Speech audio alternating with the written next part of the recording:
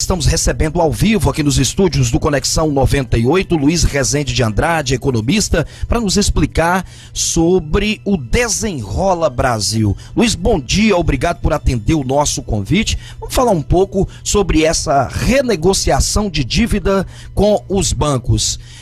Primeira e segunda fase, pessoas que recebem até 2 salários mínimos e pessoas que recebem acima de 2 salários mínimos. Como negociar essas dívidas? Quais são os bancos que estão aptos a essa renegociação? Bom dia. Bom dia, Josilei, bom dia, Admiro, Alain Martichelli, ouvintes da 98. Bom, esse programa é um programa que, na realidade, é uma ideia até do Ciro Gomes, né, na época da campanha. Ele falava sobre isso, né, que era você desnegativar milhões de pessoas para que eles voltem para o mercado consumidor e voltem a consumir e para que a economia volte a crescer. Aí veio agora a ideia aí com o Fernando Haddad de lançar esse programa, Desenrola. É um programa que a ideia é você renegociar essas dívidas, lembrando que a gente já está com 70 milhões de pessoas endividadas no país. Quer dizer, pessoas que estão já negativadas, chega a quase 30 milhões de pessoas negativadas. São pessoas que pelo menos eles deixam de consumir, pelo menos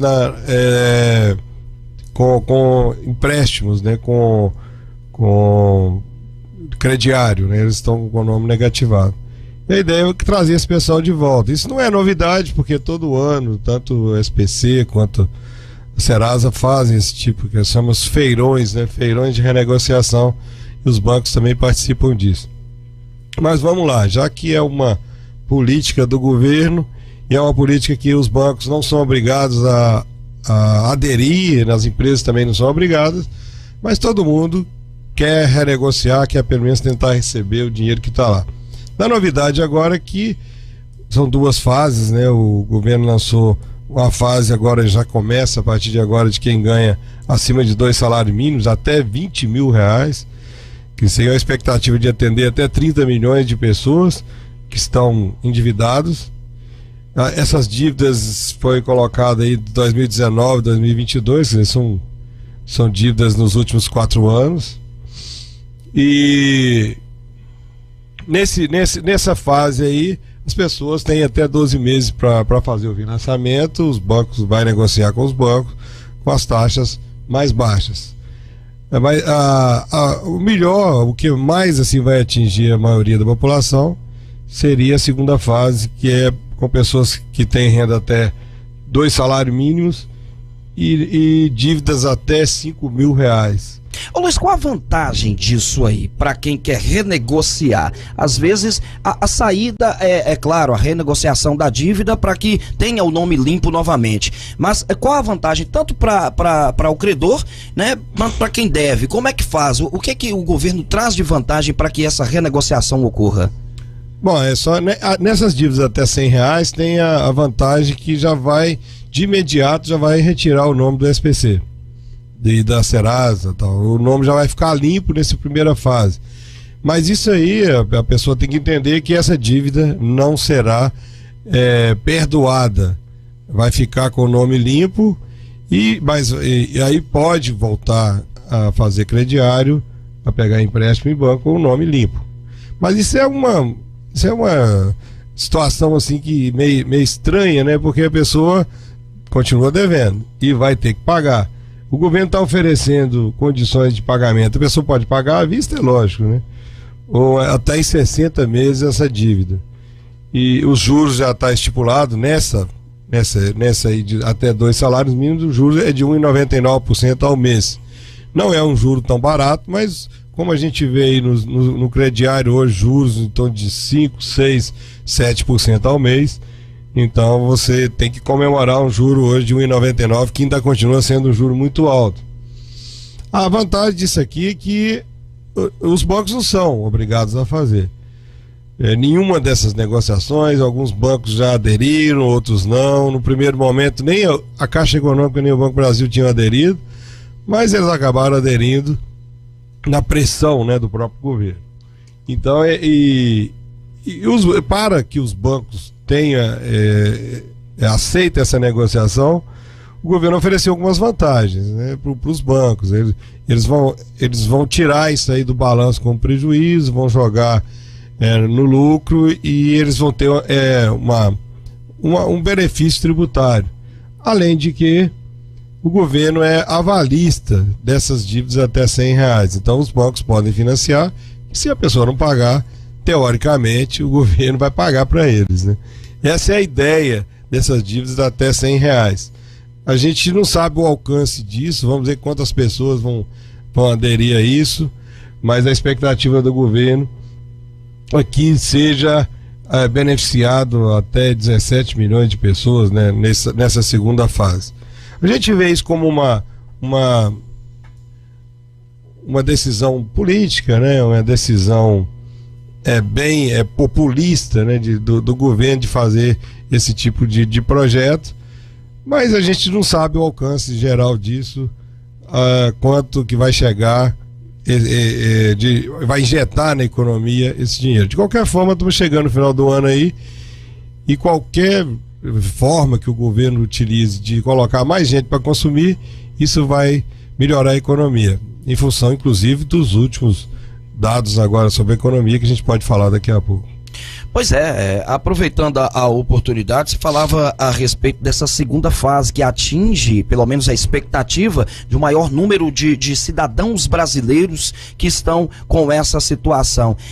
Eu só creio que realmente essa é a oportunidade para aquelas pessoas que estão endividadas, aguardar chegar o momento dessa segunda fase, procurar realmente aqueles bancos para tentar resolver esse problema. Mas aí fica uma outra pergunta, a preocupação com um novo endividamento, porque as pessoas vão limpar o nome a priori, né? E depois elas vão ter que arranjar ali um empréstimo para tentar cobrir a dívida. Aí é que vem o momento em que eu te convidei aqui para falar, trazer esse aconselhamento às pessoas.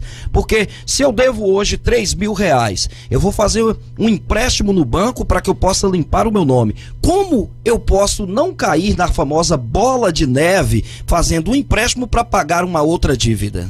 Esse é o problema, né? Que a pessoa já está endividada, ninguém está perdoando a dívida vai continuar e você vai ter só um alongamento da dívida, né? Que pode ser financiado para quem ganha até 2 salários até 60 meses, com pagamento ou débito em conta ou pelo Pix, né? Você pagar o Pix programado. Então, quer dizer, você não está ficando livre da dívida. E hoje a gente já está com cerca de 70 milhões da população endividada.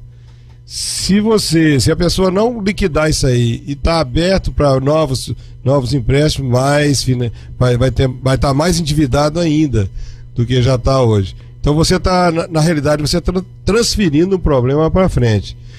Porque se fosse o momento das pessoas financiarem, pagarem e depois voltar para o mercado, mas o que o governo está querendo agora é que de imediato essas pessoas já voltem a consumir, até porque vai até dívida até R$100, já será retirado da negativação, já abrindo o mercado para a pessoa voltar a consumir. Lembrando também que as companhias concessionárias de água, luz, telefone, elas não entraram, né, nesse programa Desenrola, então essas contas, por enquanto, elas não estão ainda participando. Então é só questão mais de banco. E em relação às empresas privadas, essas Casas Bahia, Casa Pernambucana, essas lojas aí, isso aí, a Indiana, né, que tem crediário, essas lojas todas têm crediário, elas não são obrigadas a entrar e não tem assim nenhum incentivo inicial para fazer isso. Isso inicialmente é um programa visando bancos. Os bancos é que estão aderindo, os bancos é que estão tendo benefício fiscal para participar do programa. As empresas não têm nenhum benefício, então ela vai continuar fazendo as renegociações igual todo ano faz, sempre é feito. Quem deve as lojas deve procurar a loja, renegociar na própria loja e continuar fazendo esse trabalho. Então não entra nesse Desenrola nenhum incentivo para que as empresas participem do programa. Colocando em miúdos, Luiz, só para a gente passar aí para o próximo tema, seria importante procurar SPC, Serasa, tentar renegociar essa dívida? Esse Desenrola Brasil seria uma espécie de mascarar as situações em que se encontram as pessoas endividadas no país? Ou seja, o melhor caminho em se tratando dessa questão de juros, de renegociação, SPC e Serasa direto? Sempre houve essa renegociação, principalmente no segundo semestre, sempre a SPC e Serasa, eles fazem o feirão, né, de renegociação e toda vez fazem isso. E as empresas também, elas estão sempre abertas à negociação. Nunca foi fechado, sempre foi dado condições especiais para a renegociação e sempre houve. Essa questão do governo lançar isso agora, a gente vê como mais uma atitude populista que pode resolver o problema de imediato agora, mas você está empurrando o problema para o futuro, porque você não está, na realidade, retirando essa dívida, né? Essa dívida vai continuar, apesar e o juro não é baixo, porque um juro em torno de 2% ao mês, 1,99 não é um juro baixo, então as prestações não serão tão baixas assim. Então a pessoa tem que tomar muito cuidado de renegociar e contrair dívidas maiores, porque isso no futuro pode impactar na situação financeira das famílias. São 8h23, eu confirmo a hora certa, 8h23. Estamos recebendo aqui o economista Luiz Rezende de Andrade, trazendo todos os detalhes a respeito do Desenrola Brasil, falando de renegociação de dívidas e para você manter o cuidado para não se endividar cada vez mais, não virar aquela bola de neve no momento em que for fazer essa renegociação. Luiz, trazendo a segunda parte aí dessa explanação que você tá trazendo pra gente, nós tivemos no último domingo a comemoração do Dia do Comerciante, né? Salvo engano. Queria que você falasse da expectativa, inclusive, aproxima-se aí mais uma motivação para comercializações, que é o Dia dos Pais, agora em agosto, né? O que foi preparado aí para essa segunda fase aqui da nossa conversa? Qual é a advertência, o aconselhamento que você traz também aos comerciantes? Bom, os comerciantes precisam vender, né? A gente tem visto aí os últimos números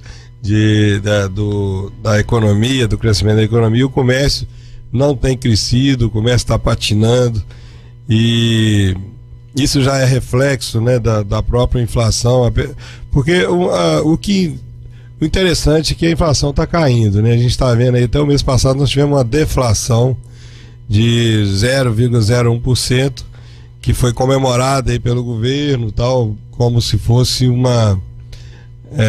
programa, né, do governo. É engraçado que o governo critica o Banco Central, o Roberto Campos, pelas altas taxas de juros. Aí quando a economia cresce, aí não é culpa do Banco Central, aí eles comemoram, é programa do governo.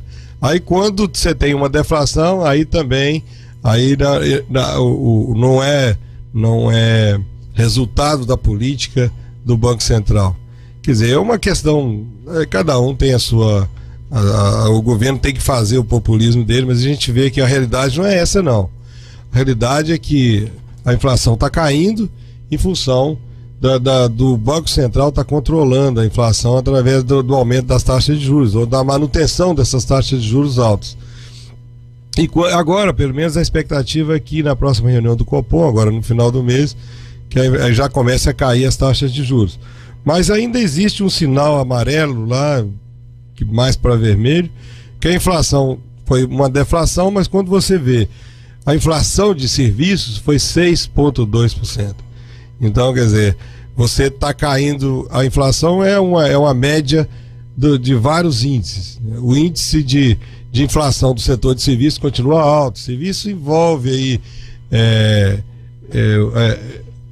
os próprios serviços, envolve a questão de saúde, questão bancária, várias questões de serviço aí que continua subindo no país. A gente viu agora recente que a ANS autorizou um aumento nos planos de saúde de quase 10%, 9,3%. Então a inflação está 3,5%, mas quem paga um plano de saúde já vai ter um aumento de 9,3% de aumento. Então isso aí preocupa o Banco Central, e por isso que o Banco Central não tem essa pressa de redução, porque ele vê que essa inflação ainda não está controlada. De qualquer forma, a gente está na expectativa aí de que essa taxa de juros caia, e pelo menos agora para o final do ano, voltando à questão dos comerciantes, do comércio, o comércio precisa que o consumidor volte a consumir, e para voltar a consumir tem que ter uma expectativa positiva em relação ao futuro. E essa expectativa, por enquanto, não está vindo ainda. Por isso que o comércio ainda não está tão otimista em relação ao final do ano. Luiz, para a gente finalizar aqui, a questão do 21 e 22, quem adquirir a dívida, o que fazer a partir dessa data? 21, você falou a respeito dessa renegociação. De 2019 a 2022. 2022. E a partir dessa data, pode já haver essa renegociação, por exemplo, de 22 até esse meado aqui de 23? Como é que faz para fazer essa renegociação? Porque o governo está considerando que 2023 ainda não é dívida vencida, né? Apesar de que quem está devendo há 3, 4 meses, 6 meses já é vencido. Deve entrar. Então não faz parte dessa renegociação.